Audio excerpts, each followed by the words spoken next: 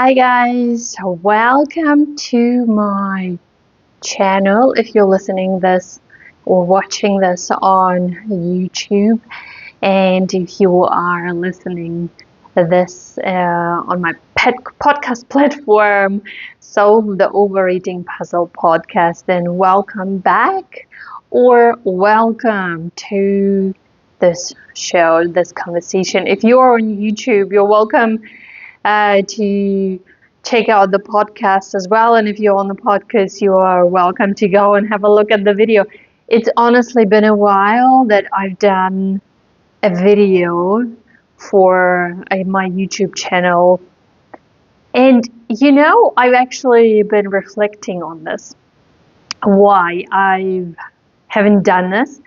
And I remember back then when I was thinking, what is it that makes it harder for me to make a podcast or a video, for example? And one of the reasons was actually, as a woman, you really think you need makeup.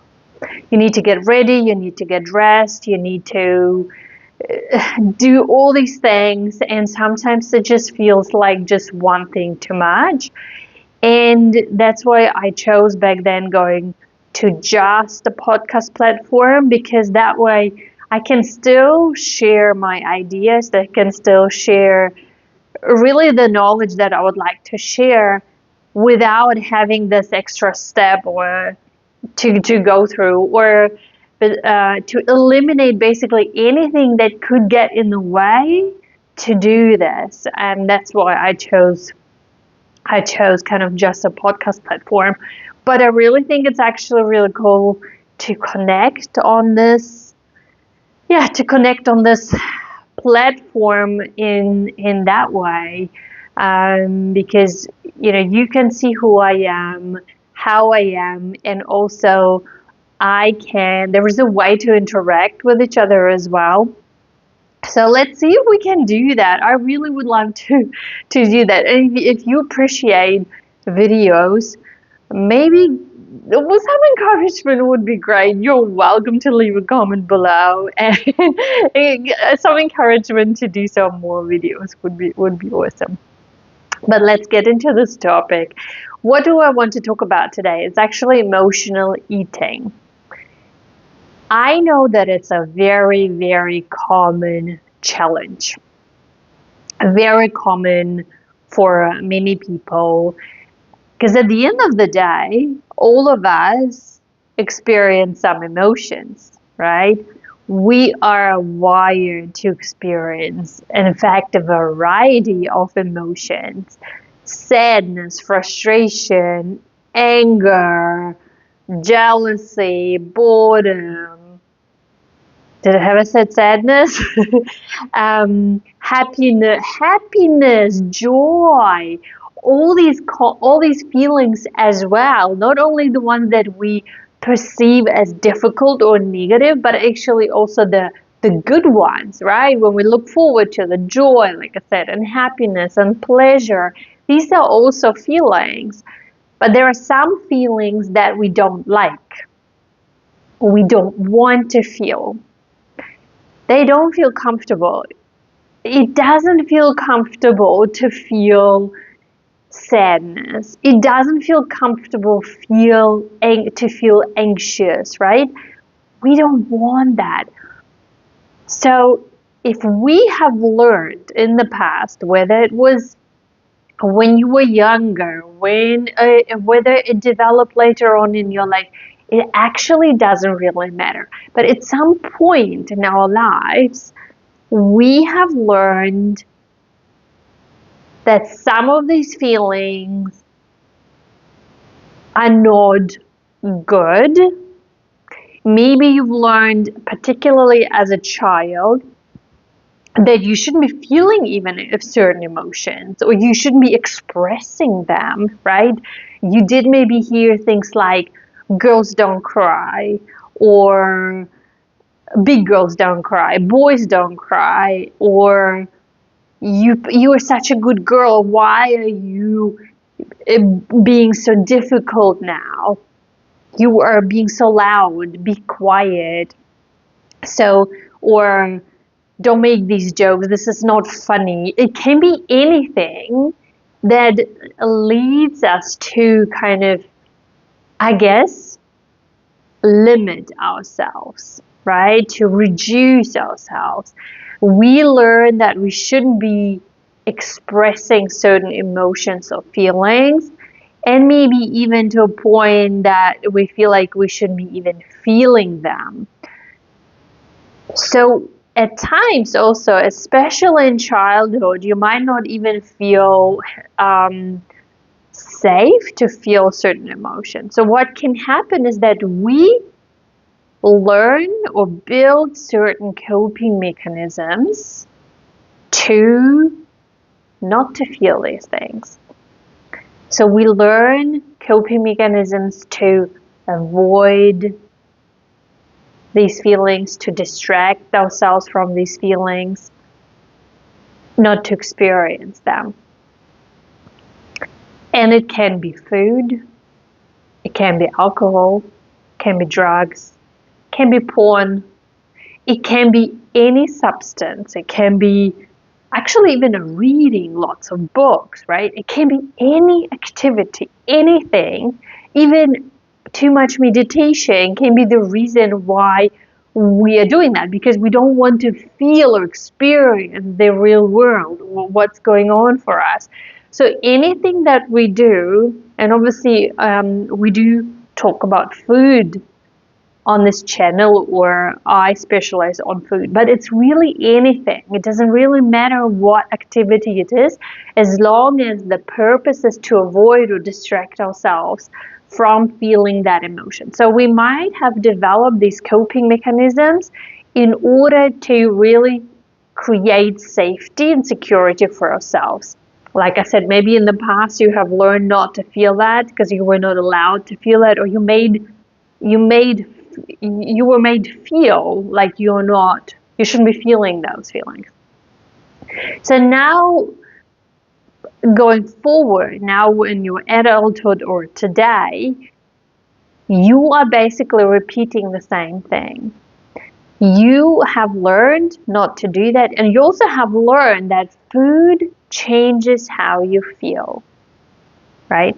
Or alcohol changes how you feel. You know, all right, I'm sad, I'm lonely, I'm bored. If I eat something, that will make me feel good for a moment. That will make me feel, I don't know, happy for a moment. It will make me forget about what's going on for myself. So you have learned that this substance will change how you feel, and whether consciously or subconsciously, you are now using that to do that. So if we can take that knowledge that we eat because we want to change how we feel for whatever reason that happened maybe in the past, because we have learned that we know we don't want to feel that, right? Now let's talk about the emotions. Or what can we do about that knowledge?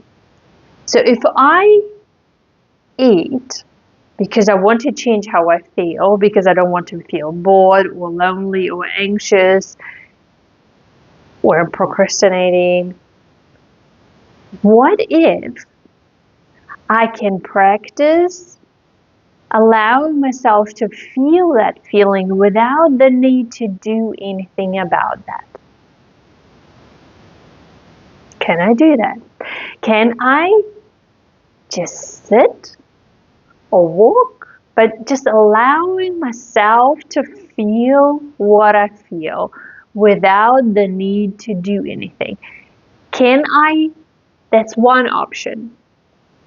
Can I say, okay, let me just sit there, let me just experience that feeling? And I really want to actually even eliminate the word just. It's not just, because it's not that easy.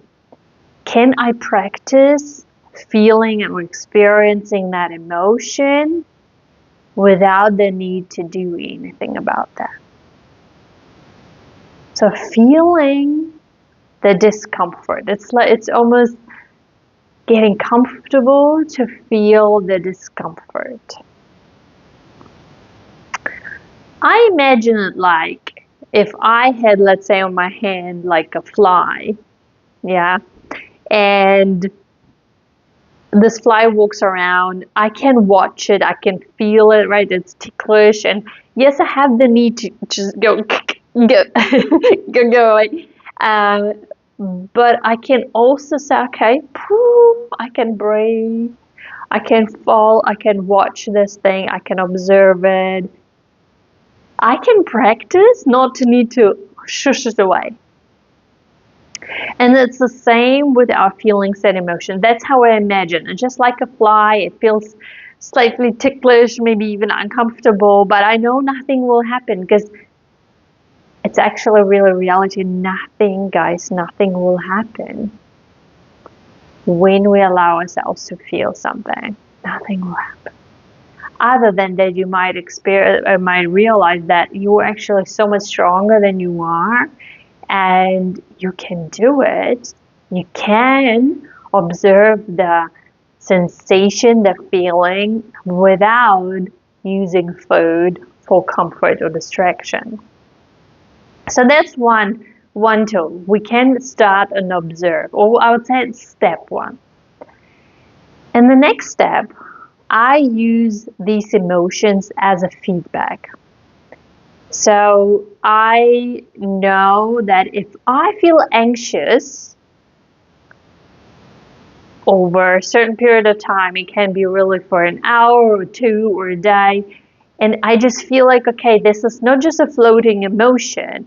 It's there, it sits with me.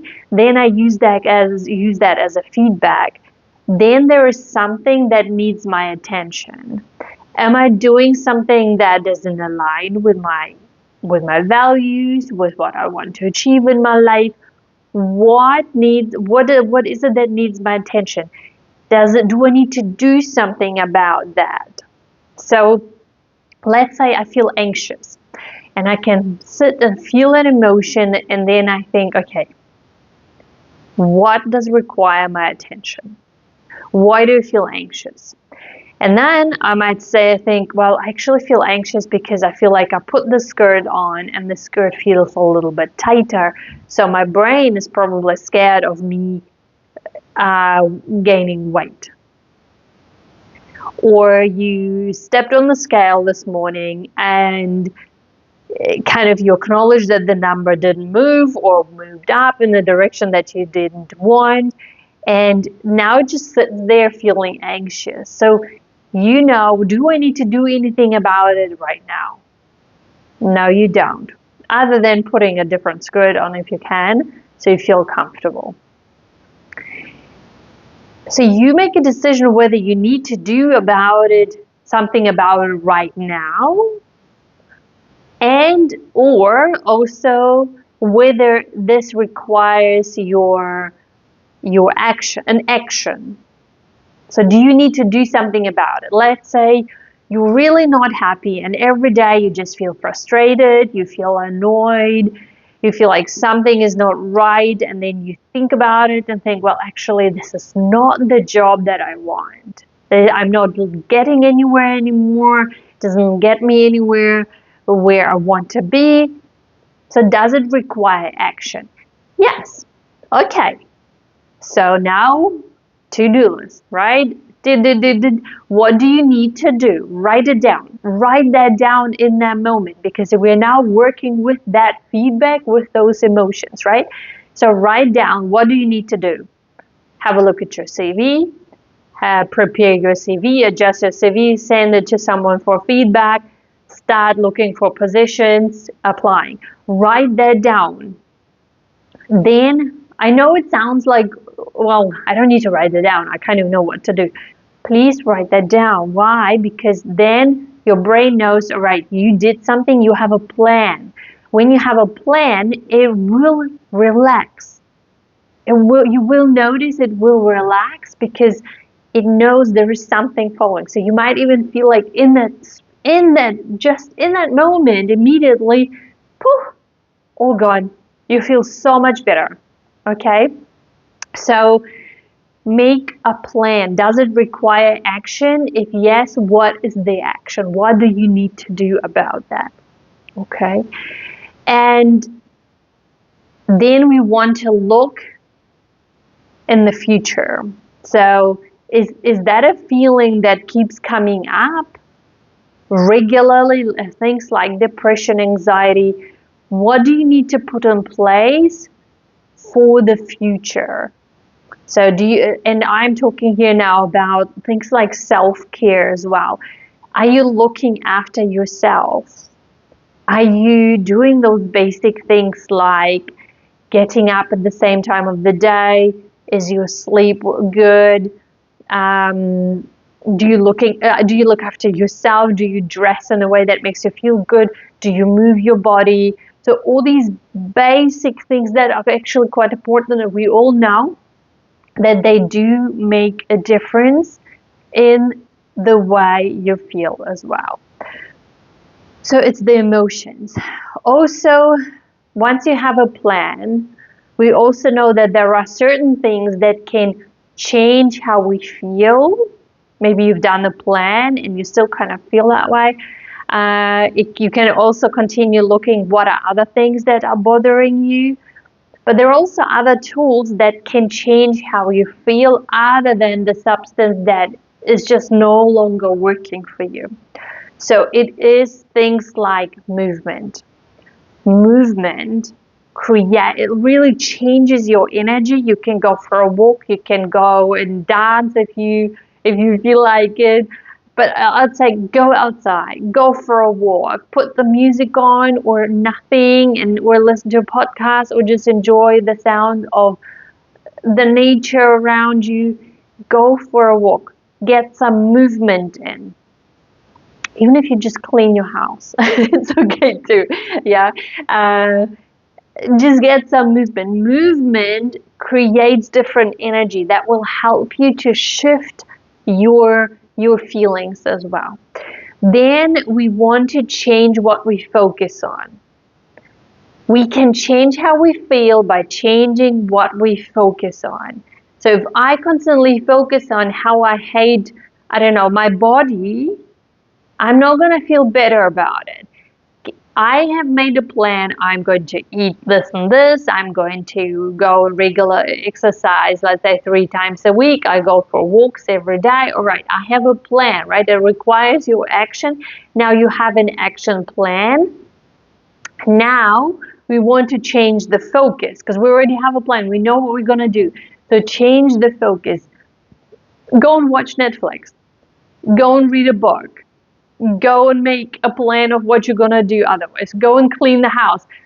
Do something else. Change what you focus on. Start a new hobby, a new activity. Call a friend.